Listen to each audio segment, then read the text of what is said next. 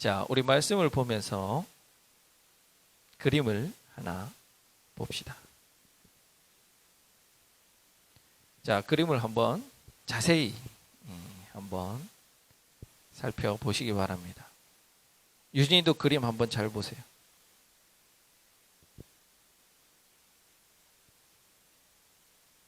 이 그림을 아마 보신 분도 계실 텐데요. 혹시 누가 그린 그림이며 그림의 제목이 무엇인지 아시는 분이 계신가요? 아무도 안 계신가요? 이 그림은 독일의 화가인 알브레히트 듀러라는 화가가 그린 그림의 제목은 뭘 것 같아요? 기도하는 손. 예, 맞아요. 아이고, 다들 잘 아시네요. 1508년경에 제작된, 실제로는 요 사람 손바닥보다 조금 더 큰 그림입니다. 볼 수 있는 한 자세히 그림을 살펴보시면 좋습니다. 특별히 이 그린 손의 대상이 누굴까? 어떤 사람일까? 한번 고민해 보십시오. 전업주부의 손인가? 아니면 목회자의 손인가? 누구의 손일까?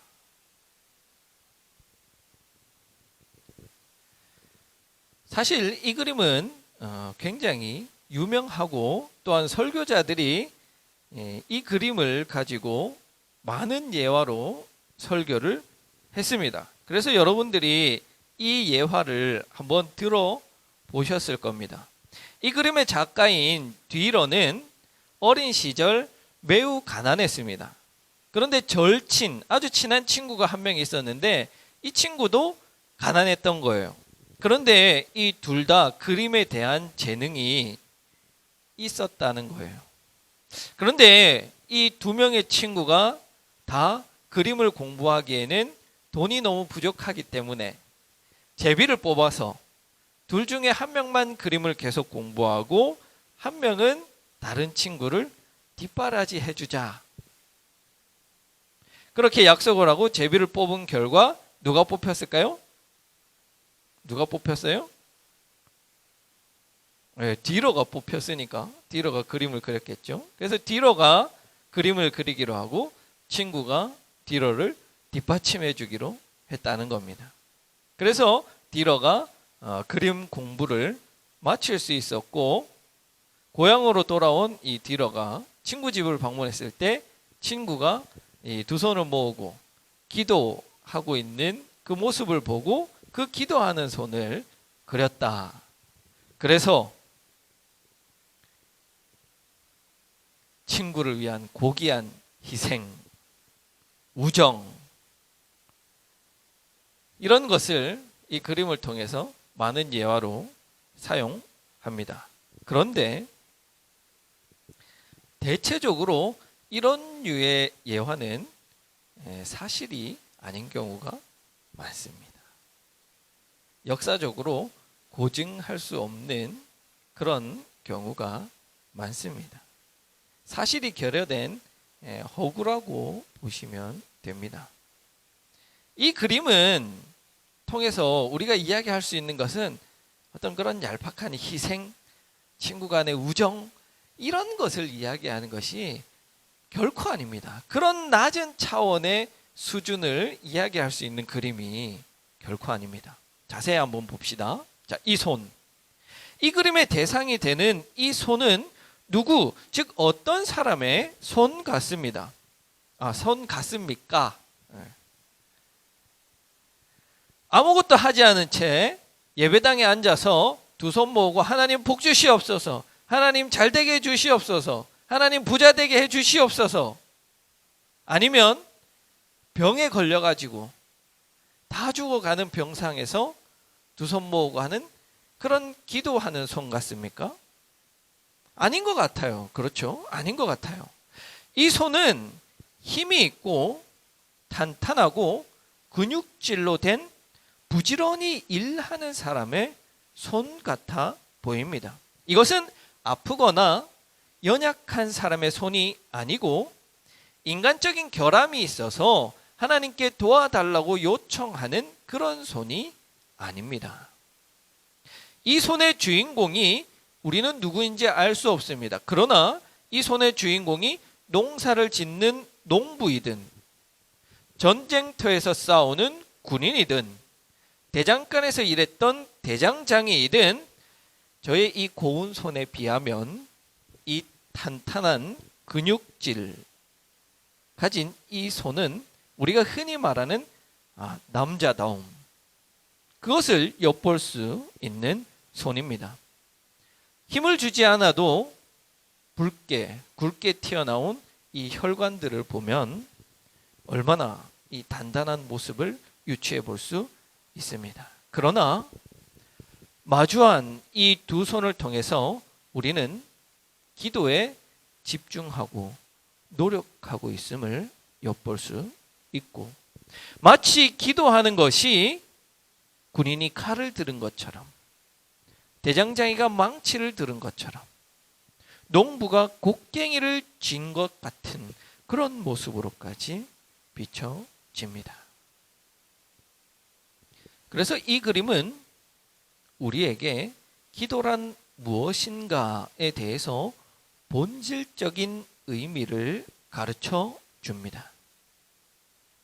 그래서 이 그림을 설명한 프랑스의 신학자 자크 엘릴은 기도는 일이며 기도는 의지의 집중이다라고 말했습니다.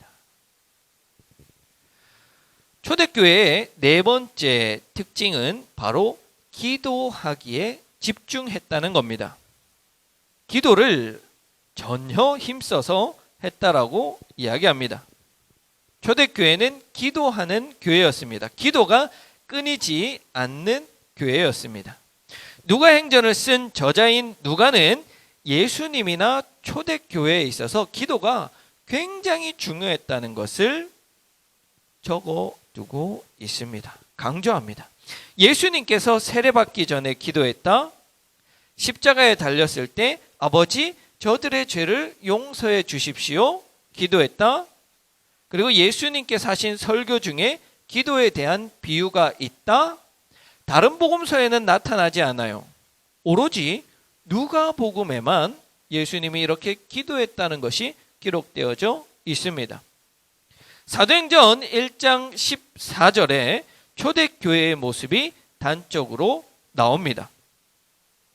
한 마음으로 기도했다. 등등 누가는 예수님과 초대교회가 기도하기에 열심을 내었다, 열심히 기도했다라는 것을 계속해서 증언합니다. 그렇기 때문에 초대교회를 닮아가고자 하는 우리 북삼 초대교회도 기도하기에 열심을 내고 기도하는 교회가 되어야 합니다. 그런데 아멘은 아멘인데 왜 유독 누가만 기도를 강조했을까요? 마태, 마가, 요한에는 없는데 왜 누가는 기도를 그렇게 강조했을까? 왜 마태, 마가는 기억 못하는 걸 누가는 기억을 해서 썼을까? 궁금하시죠? 안 궁금한가요? 저만 궁금한가요? 누가의 기도에 대한 논문을 또 한편 소개해 드립니다. 합동신학대학원 대학교의 신약학 교수인 김영호가 쓴 누가행전의 기도신학, 20세기 중반 이래 누가행전의 기도 연구에 대한 평가라는 아주 긴 제목의 이 논문에 왜 유난히 누가가 기도를 강조했는지, 또 어떤 학자들이 이것을 어떻게 설명했는지에 대해서 49페이지짜리 논문을 써서 잘 소개하고 있습니다. 저작권법에 의해서 제가 직접 배포를 할 수는 없지만 원하시는 분은 말씀하시면 49페이지를 프린트해서 드리겠습니다. 그러나 한 번쯤은 우리가 꼭 읽어볼 만한 논문입니다.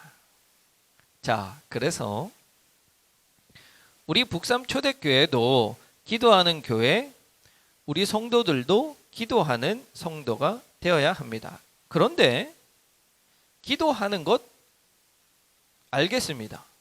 그런데 왜 이 그림을 제가 보여드렸을까요?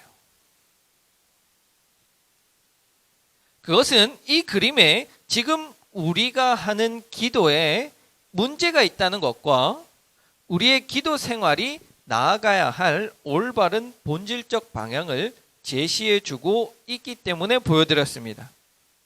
그럼 우리 기도에 어떤 문제가 있는가? 우리 기도에는 문제가 있습니다. 첫 번째로는 기도를 안 한다. 두 번째로는 기도의 본질에 벗어나 있다.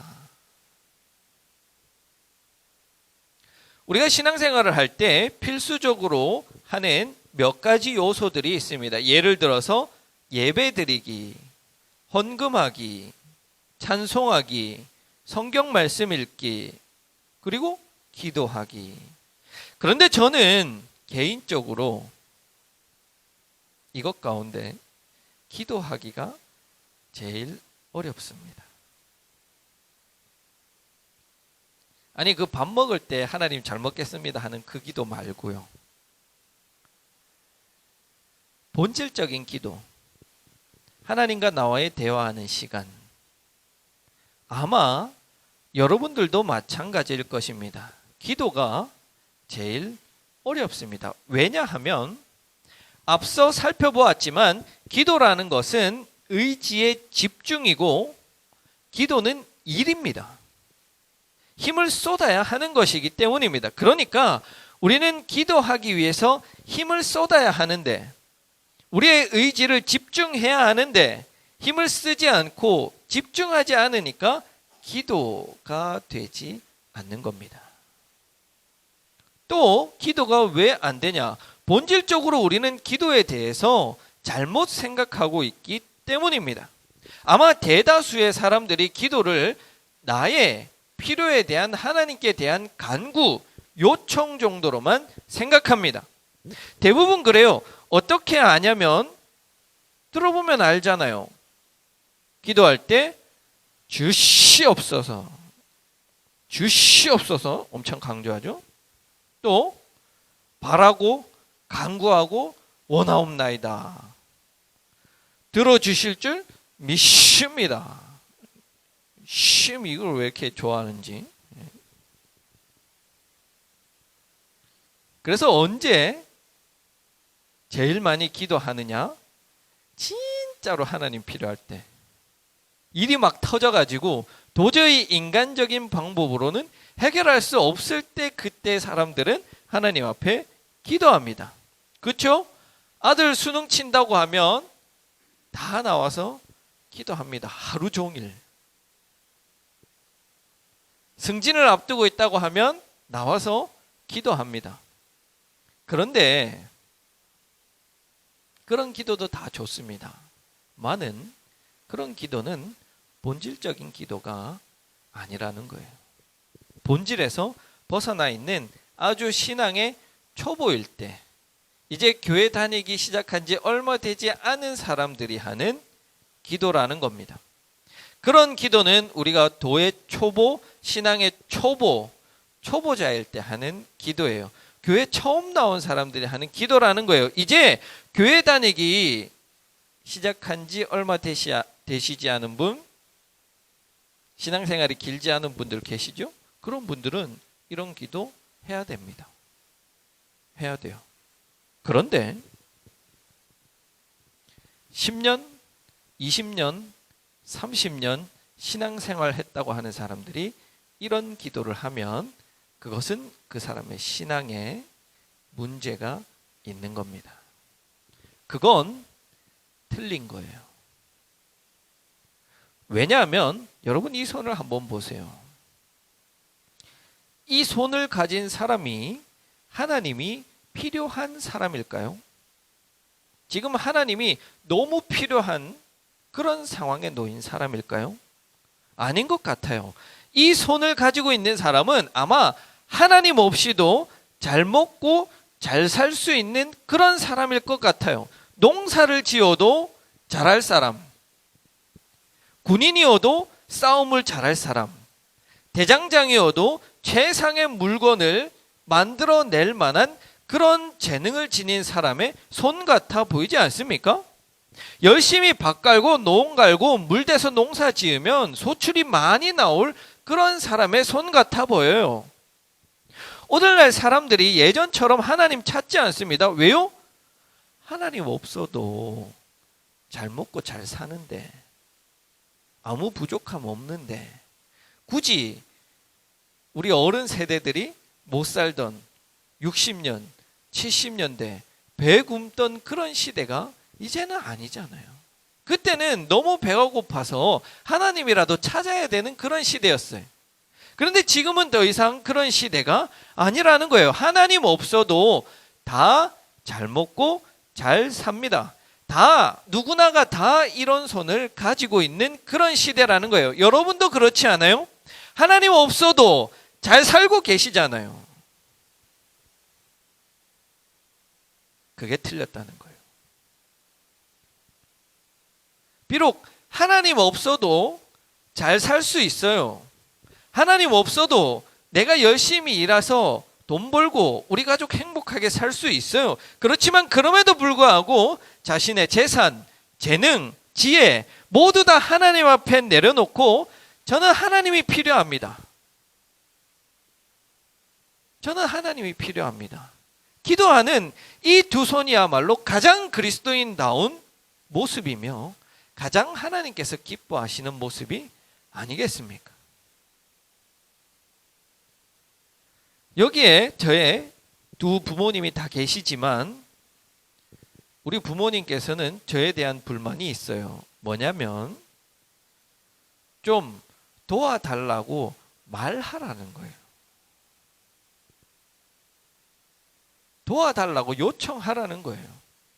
아니, 말만 하면 빚내서라도 도와줄 텐데 말을 안 한다는 거예요. 그게 불만이에요? 맞습니까? 네, 맞대요.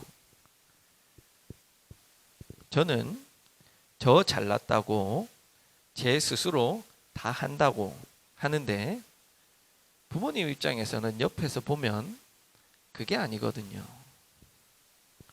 하나님도 마찬가지라니까요. 아니, 한라산 스스로 잘난 거 하나님도 알아요. 왜? 하나님이 재능 주셨거든요. 누구 잘난 거 알아요. 하나님 다 도와주셨거든요. 우리 성도님들 다 잘난 거 하나님 알아요. 그런데 하나님 아버지는 그럼에도 불구하고 네 잘난 거 그것 좀 내려놓고 나한테 와서 좀 도와달라고, 하나님께 기도하면 안 되겠니? 물어보시는 거예요. 여러분, 이 두 손이, 기도하는 두 손이 지금 무엇을 움켜쥐고 있습니까? 자신의 어떠한 재능과 노력과 가지고 있는 것들을 가지고 있습니까? 아니요. 이 두 손에는 아무것도 없습니다. 모두 다 가진 것을 내려놓고 하나님께 기도하고 있는 거예요. 언제요? 힘들 때요? 아니요. 하나님이 필요할 때요? 아니요. 언제요? 하나님이 필요하지 않는 그 순간에, 내가 하나님 없이 잘 사는 그 순간에 기도하고 있는 거예요. 비록 우리가 지금 모든 것이 술술 다 잘 풀려서 하나님이 필요 없는 그 순간에 그때 기도하는 겁니다. 그게 본질적인 기도예요. 하나님이 필요할 때 기도하는 사람, 그 사람은 앞서 말했어요. 도의 초보자들이에요. 아마추어예요. 그런데 정작 내 삶 속에 하나님이 그렇게 필요하지 않아요. 돈도 적당히 많이 벌어요. 가족들 다 건강해요. 자녀들 출세해서 잘 살아요. 손주가 공부도 잘해요. 그때 하는 기도가 진짜 기도예요. 기도는 앰뷸런스가 아니라 보험이에요. 참 멋진 말인 것 같아요. 기도는 앰뷸런스가 아니라 보험이에요.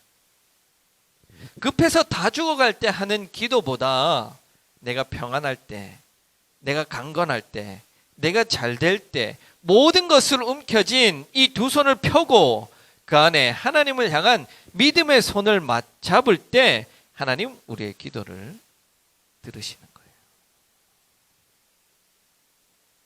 저는 원래 그런 말을 좋아하지 않았어요. 우리 믿음의 선배들, 특히 어머니는 이런 말을 좋아하더군요. 기도는 쌓는 것이다. 언젠가 다 돌아온다. 맞아요. 우리가 평소에 보험을 들어 놓았을 때 그것이 힘든 일이 탁 하고 터졌을 때 힘을 발휘하는 거예요. 평소에는 몰라요. 나가는 게 돈이 아까워요. 시간이 아까워요. 그런데 정작 큰 일이 터졌을 때 그것이 일을 한다는 거예요. 기도도 마찬가지예요. 우리가 평소에 하나님 앞에 기도를 쌓아 놓으면 우리가 힘들 때, 어려움 당했을 때 그것이 탁 하고 힘을 발휘한다는 거예요. 그렇다고 해서 우리가 힘들 때를 대비해서 기도하십시오. 아니죠. 아니에요. 힘들 때 닥쳐서 하는 기도 소용없다? 아니죠. 중요한 것은 내가 할 수 있음에도 불구하고 내 힘으로 모든 것이 해결함이 가능함에도 불구하고 그것을 내려놓고 하나님께 기도하는 것, 하나님께 도와달라고 요청하는 그것이 우리에게는 필요하다는 겁니다. 바로 그 기도는 하나님께 대한 나의 자발적인 순종의 모습이에요. 그것을 무엇이라고 부르냐면 그것을 믿음이라고 부르는 거예요. 하나님 복 주실 줄 믿습니다. 그거 믿음 아니에요. 순종의 가장 적극적인 표현이 바로 이 기도예요. 기도하려면 시간을 내야 되고 의지를 집중해야 되고 나를 내려놓고 하나님의 말씀을 듣기 위한 노력이 수반되어야 돼요. 나를 내려놓고 진정으로 하나님의 뜻을 구하는 그 기도야말로 가장 기도의 본질적인 기도를 하고 있는 것입니다. 그런 의미에서 우리는 얼마나 오만하게 우리의 삶을 살아왔습니까? 오해하지 마세요. 이 말은 저에게 하는 말입니다. 지금까지 우리는 하나님 믿는다고 했지만 하나님 없이도 잘 살았잖아요. 내가 하면 되지. 내가 마음 먹어서 하면 다 할 수 있어. 자신감인가요? 세상 사람들은 자신감이라고 말해요. 그러나 하나님 믿는 사람에게는 그것이 자만입니다. 예수님께서도 철저하게 평소에 기도하셨습니다. 모든 일들이 다 술술 잘 풀려갈 때, 최고의 인기를 얻을 때 그 자리에서 물러나서 기도하셨습니다. 군중들이 자신에게 몰려 들어올 때면, 자신의 인기가 높아질 때면 오병이어의 기적을 일으킨 그 사건 다음에 예수님 물러가셔서 기도하셨어요. 한적한 새벽녘에 기도하시고 때를 따라서 기도하셨습니다. 하나님에 대한 순종의 자세, 그 모범을 우리에게 보여주신 것입니다. 우리도 기도해야 합니다. 예수님의 모범을 따라서 초대교회가 기도에 열심을 냈던 것처럼 우리도 기도해야 합니다. 기도는 의지의 집중이며 일이며 참 순종의 자세입니다. 여러분 기도하십시오. 이 예배당을 만민이 기도하는 하나님의 집으로 만들어야 하지 않겠습니까? 내가 기도해야 하지 않겠습니까? 우리가 기도해야 하지 않겠습니까? 그래서 초대교회가 들었던 것처럼 우리 북삼초대교회도 기도하기에 힘쓰는 교회다. 그런 말을 들을 수 있는 우리 교회가 되기를 간절히 기원합니다.